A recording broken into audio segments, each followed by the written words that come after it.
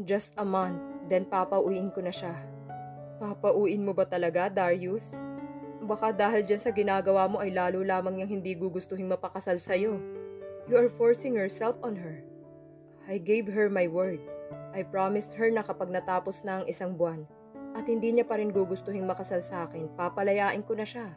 At hindi ko na siya guguluhin pa. Pero hanggat hindi pa natatapos ang isang buwan, gagawin kong lahat para mapaibig ko siya. He said with determination. Pero paano kung hindi pa rin siya mahulog sa'yo? And then, just like what I promised to her, papalayain ko na siya. I love her, Kiran.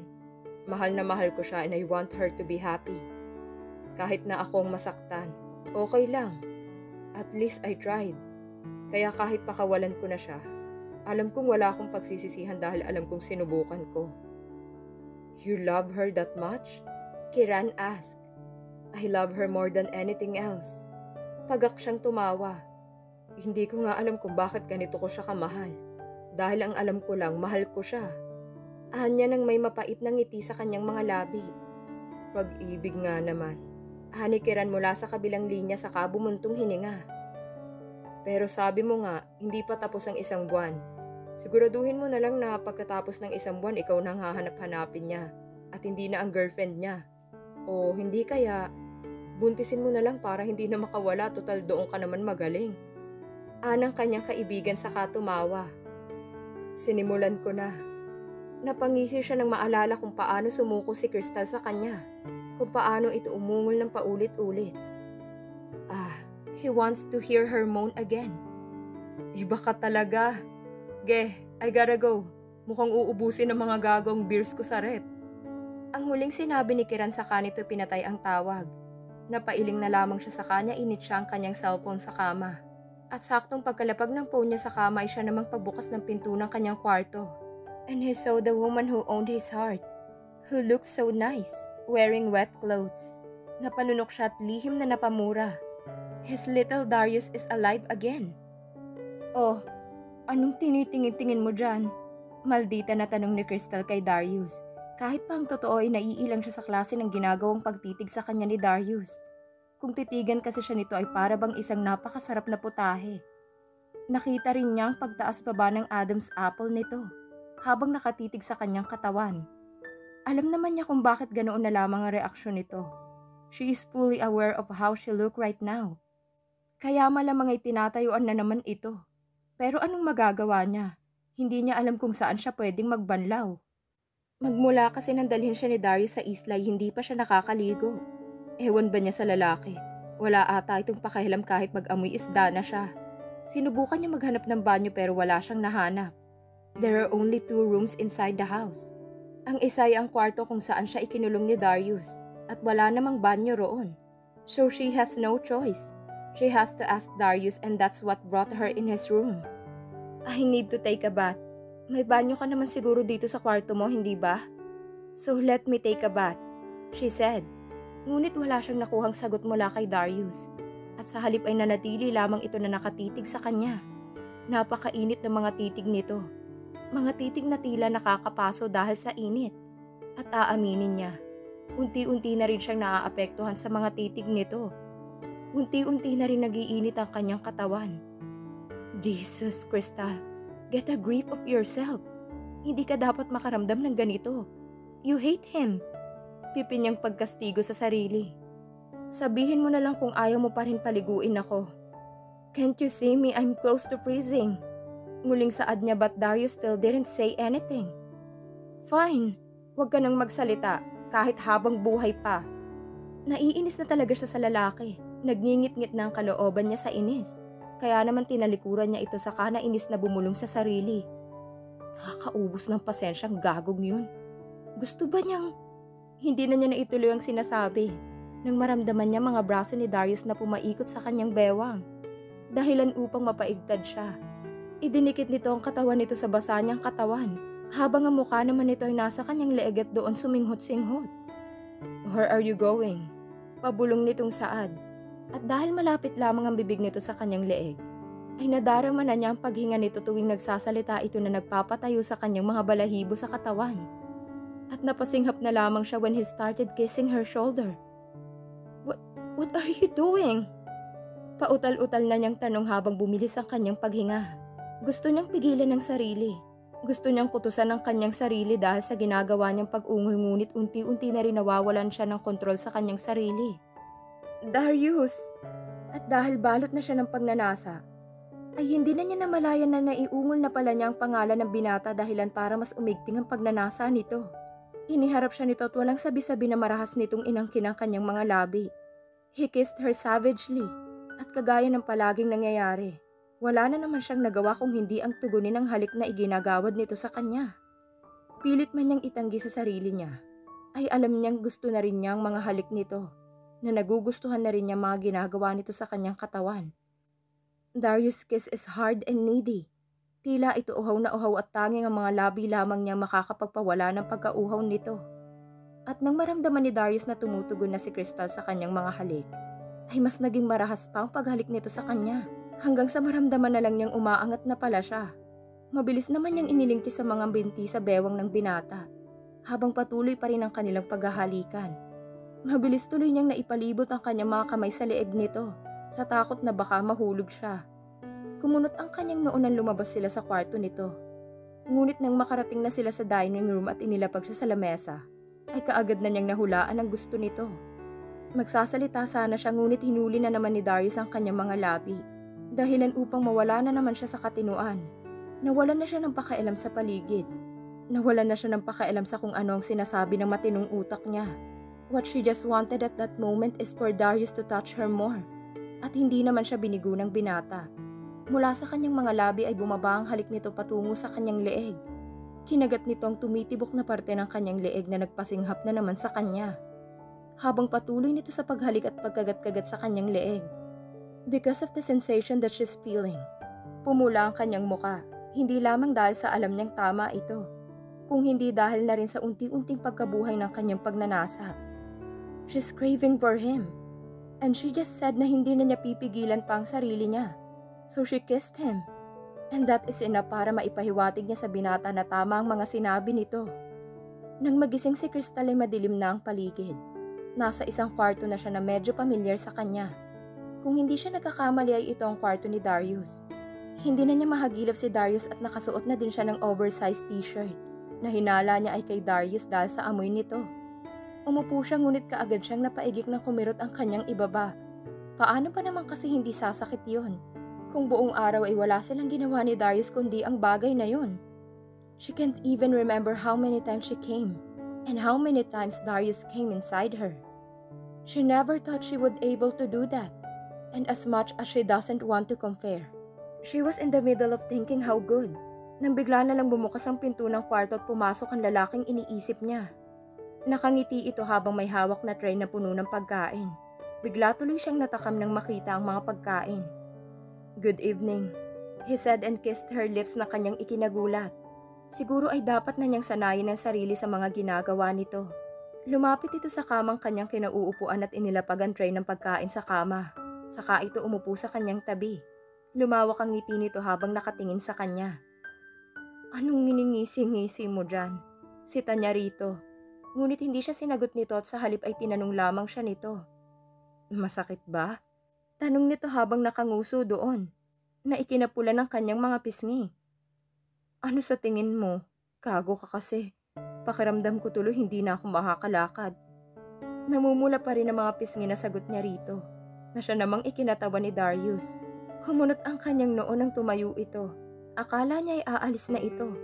Iyon pala'y uupo lang ito sa kanyang likod, saka nito ipapalibot ang mga braso sa kanyang bewang at isisiksik ang mukha nito sa pagitan ng kanyang leeg and started inhaling her scent. "Sorry, I just can't help it. Ewan ko sa'yo." Ang tanging naging sagot na lamang niya rito, sa kanya inalis ang mga braso nitong nakapalibot sa kanyang bewang. Nagsimula na siyang kumain upang magkaroon na ng laman ng kumakalam na niyang sikmura. Tumahimik naman si Darius, ngunit pinanatili nito ang mga tingin sa kanya. Akala niya ay hindi na ito magsasalita pa at tititigan na lamang siya habang kumakain. Kaya naman bahagya pa siyang nagulat nang bigla itong magsalita. "Crystal?" Sambit nito sa kanyang pangalan. Bumuntong hininga muna ito bago nagpatuloy. Are you somehow starting to feel something towards me?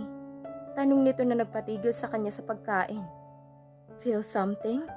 Towards him? Pinakiramdaman niya ang sarili. Pinakiramdaman niya ang tibok ng kanyang puso. Inisip niya si Amy. Kung dati ay napakalakas ang tibok nito sa tuwing iniisip niya si Amy, ngayon ay normal na lang ang tibok nito. Ibinaling niya ang tingin kay Darius who's staring intently at her. And suddenly, she felt like her heart's on a race. Dahilan upang mabilis niyang maiiwas ang tingin. What the hell? Umiling siya.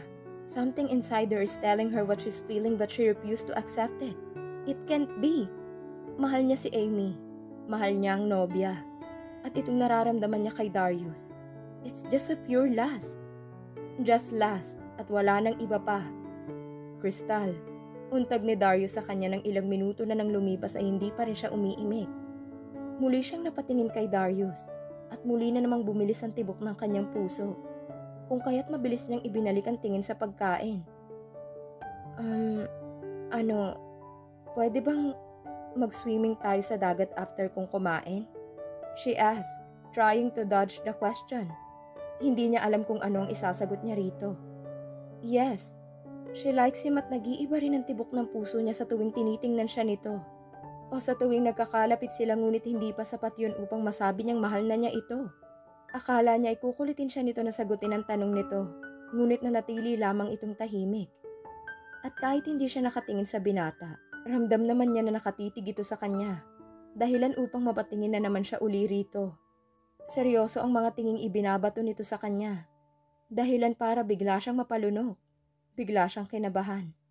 Ngunit pagkaraan lamang ng ilang minuto ay ngumiti na ito which made her heart beat fast. Again. Okay, after you finished eating, we'll swim.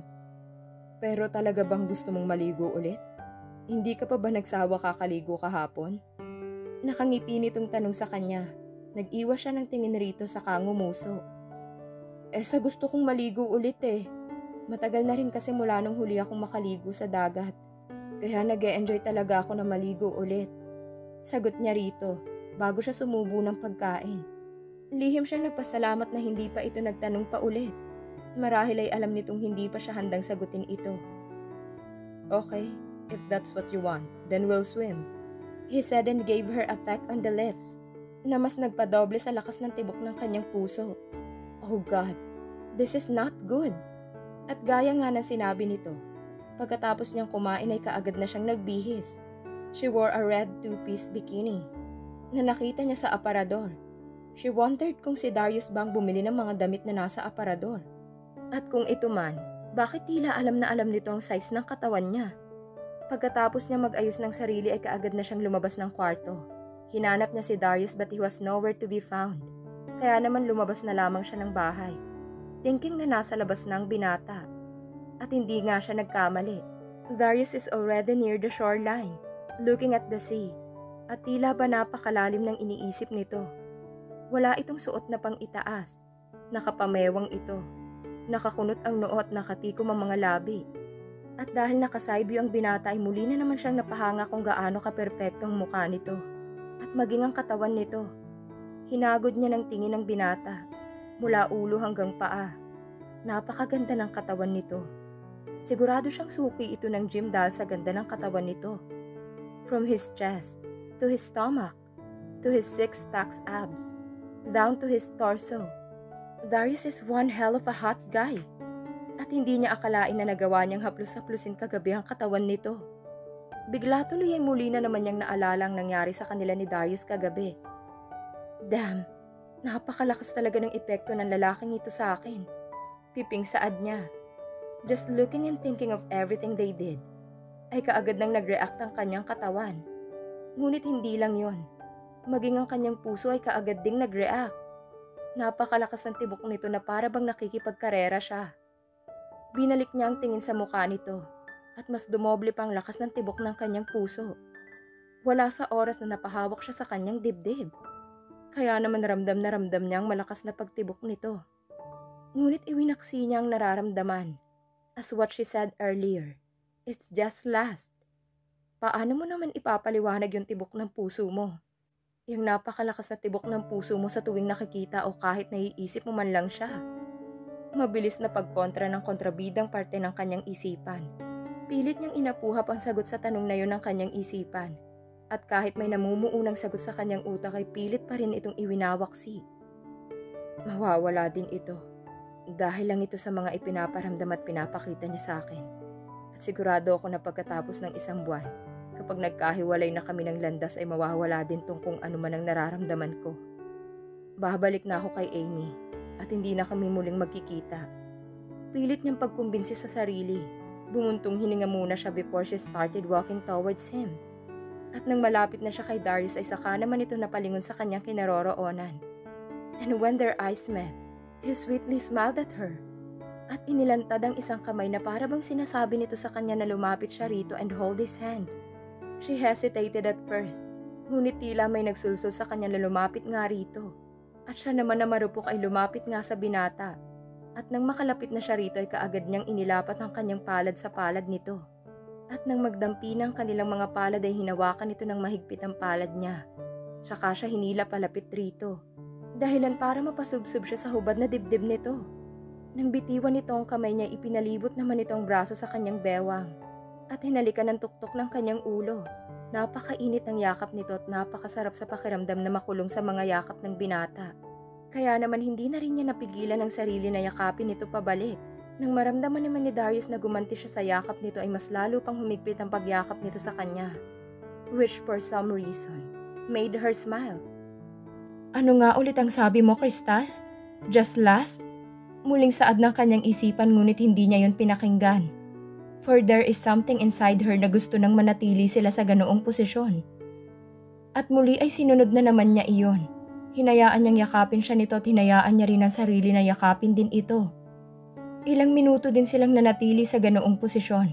Magkayakap lamang at kapwa tahimik. Pagkaraan ng ilang minuto ay siya na rin ang kusang kumala sa yakapan nilang dalawa. Lalayo na sana siya ngunit hindi siya nito hinayaan. Hindi na siya nakayakap sa binata ngunit nakapalibot pa rin ang mga braso nito sa kanyang bewang. Tiningala niya ang binata habang nakayuko naman ang binata. Dahilan upang magkasalubong ang kanilang mga tingin. At doon ay nakita niya sa mga mata nitong nakatitig sa kanyang mga tingin na punong-puno ng paghanga. And he suddenly licked his lower lip. Na mapunta ang mga tingin nito sa kanyang mga labi dahilan upang mapamulahan siya ng mga pisngi. He is staring at her lips as if he just saw his favorite dish. And he wanted a bite. And God knows kung anong epekto ng mga titig nito sa kanyang katawan. Huwag mo nga akong titigan ng ganyan. She said sa kayumuko upang maitago ang namumula niyang mga pisngi. But Darius just held her chin up, dahilan para mapatingin ulit siya sa mukha nito. And there she saw him smirking at her. Did I already tell you how beautiful and nice you are? Damn, Crystal. Just looking at your body already gives me a hard-on. He said as he lustfully stared at her body. Lalo lamang namula ang kanyang mga pisngi sa sinabi nito. Tumahimik ka na nga. Puro ka talaga kamanyakan. Nahihiya niyang saway rito ngunit ngumisi lamang si Darius. You're blushing. Wow, I made a lesbian blush. He said na para pang tuwang-tuwa pa ito na nakikitang nagbablush siya. Inirapan niya ito. Tama na nga. Naiirita niyang sabi sa binata as she tries to get away from him. But to no avail. Hindi siya makawala sa mga braso nitong nakapalibot pa rin sa kanyang bewang. Well, yan talaga ang gustong-gusto kong gawin ngayon. Anito as he raked a hot stare on her body. I really wanted, sweetheart. Pagpapatuloy nito sa kanito idiniin ang pang-ibaba nitong katawan sa kanyang katawan. At nang ilapit nitong mukha nito sa kanya, ay halos pigilin na niya ang kanyang paghinga. And when their faces were only an inch apart, he whispered something to her. That made her shiver and lust in excitement. Nang hanggang dibdib na ni Darius ang tubig ay saka lamang ito tumigil sa paglalakad. Nang maramdaman niyang tila bibitawan siya ng binata ay mas lalong humigpit ang pagkakapulupot ng kanyang mga braso sa leeg nito.